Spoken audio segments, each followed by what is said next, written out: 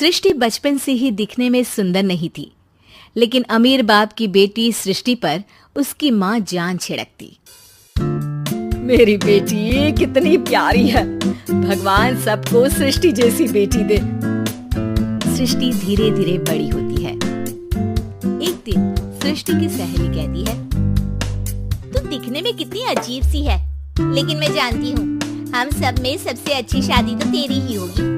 तेरे पापा अमीर जो हैं, और बता नहीं सकते यार, दहेज तो हर कोई देता है, ये क्या ज्यादा ले जाएगी अपने पति के लिए?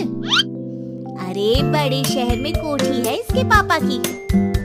अरे पापा की है ना, कौन सी इसकी है? इसकी होती तब तो कोई भी लड़का इससे शादी कर लेता।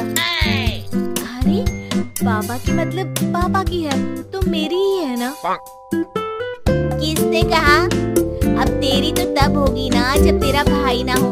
वैसे भी शादी के बाद सारी प्रॉपर्टी भाई के नाम होती है।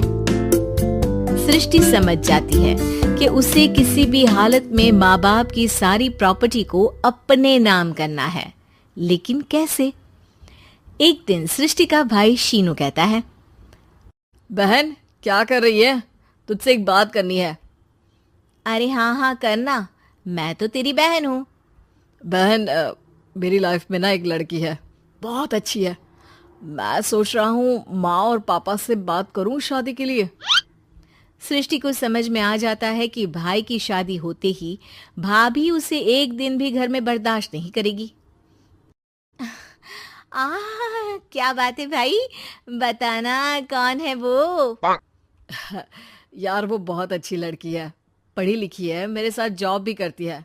बस एक प्रॉब्लम है। प्रॉब्लम? क्या प्रॉब्लम है भाई? यार वो शादीशुदा है, लेकिन उसके पति ने उसे सिर्फ इसलिए छोड़ दिया क्योंकि उसके माँ बाप दहेज नहीं दे पाए। सृष्टि ये सुनकर न जाने क्यों खुश हो जाती है। अरे भाई तो क्या हुआ, लड़की तुझे तो पसंद है ना? शीनू को लगता है कि बहन उसे समझ रही है। वो इस बात से अनजान होता है कि उसकी बहन की मंशा पूरा घर हड़पने की है। सृष्टि अपनी माँ से कहती है, मम्मी मुझे तो बहुत चिंता है, पता है शीनू क्या कर रहा है? अरे क्या कर रहा है, वो तो काम पर जाता है और वापस घर आता है। नहीं ना माँ, वो यही तो नहीं कर रहा, बाकी सब कर रहा है। आपको पता है उससे प्यार है, और वो भी एक शादीशुदा लड़की से। ये क्या हो गया? मैं सोसाइटी में क्या मुंह दिखाऊंगी?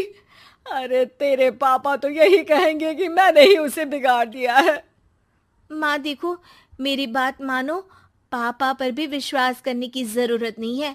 अब आप ही बताओ, पापा इतनी देर घर के बाहर रहते हैं क्यों, बोलो?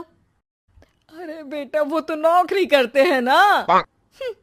तू बहुत भोली है माँ, पापा का ऑफिस तो 7 बजे खत्म हो जाता है, लेकिन देखो कितनी देर से आते हैं।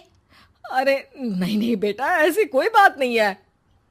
सृष्टि माँ को एक औरत से बात करते पिता की फोटो दिखाती है। देखो माँ कैसे हैं पापा, मैं ना कहती थी कि पापा सही नहीं है। मैं तेरे पापा से बात करूंगी, दे फोटो मुझे। ओ माँ, वो तो डिलीट हो गई। लेकिन चल, तूने तो देख लिया ना, पापा से बाद में बात कर लेना, और हाँ मेरा नाम बिल्कुल मत लेना। हाँ माँ।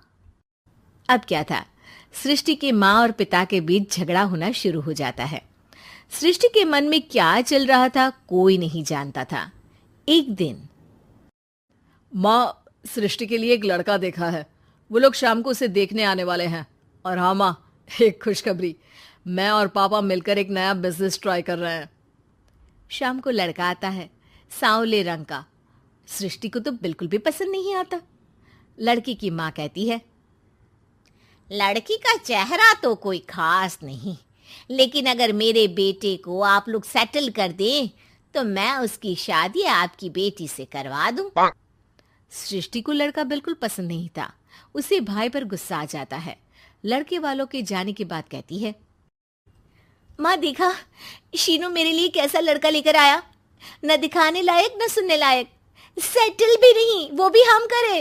अरे माँ, मैं जानती हूँ ये मेरी शादी किसी भी घर में क्यों करवाना चाहता है। अरे कैसी बात कर रही है बहन? तूने तो देखा ना, लड़के को मैंने ही मना कर दिया तुझसे शादी के लिए। जिसने लड़का बताया था उसने उसकी बहुत तारीफ की थी। बात आई गई हो जाती है, लेकिन सृष्टि का मन शांत नहीं होता। क्या करूँ, कुछ समझ में नहीं आ रहा। मेरी शादी हो गई तो ये लोग पूरी प्रॉपर्टी शीनू के नाम कर देंगे। मेरे हाथ तो कुछ लगेगा ही नहीं। तभी सृष्टि को आइडिया आता है। वो किसी वकील को फोन करती है। जी देखिए, अगर आपके मम्मी पापा का तलाक हो जाता है तो आपके पिता की आधी प्रॉपर्टी आपकी माँ के नाम हो जाएगी। फिर उसे वो किसी को भी दे सकती है। सृष्टि अब माँ को बेटे के खिलाफ भरती है। माँ, शीनू पर नजर रखा करो। वो जिस लड़की के प्यार में है ना, वो शादीशुदा है। यहाँ आएगी, सारा पैसा, रुपया, जमीन, जायदाद सब हड़प लेगी। पापा का भी हाल तुमसे छुपा नहीं है। ऐसा ना हो कि मैं और आप एक दिन सड़क पर भीख मांगे। हे भगवान, मैं तो जीते जी मर जाऊंगी अगर ऐसा हो गया तो। ऐसा हो गया नहीं माँ, ऐसा ही होगा। अभी समय है, आगे का सोच लो। मैं तो कहती हूँ पापा से आधी प्रॉपर्टी लेकर अलग हो जाओ। पापा की आधी प्रॉपर्टी भी हम लोगों को अगर मिल जाती है ना, तो अगले 7 जन्म सफल समझो। बेचारी माँ बेटी के कहने पर पति से तलाक लेकर अलग हो जाती है।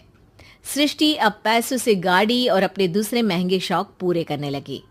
उसके दोस्त भी उसके पैसे इस्तेमाल करते।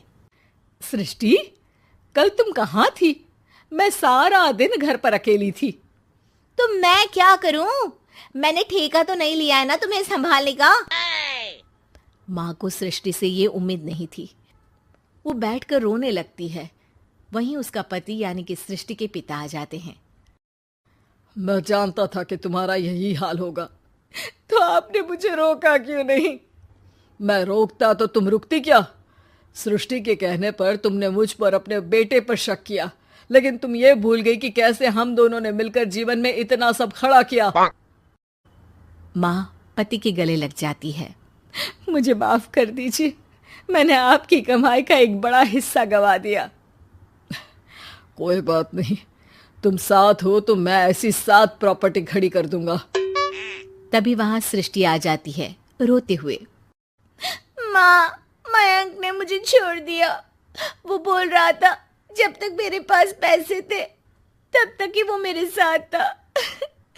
पापा, माँ, मुझे माफ कर दीजिए।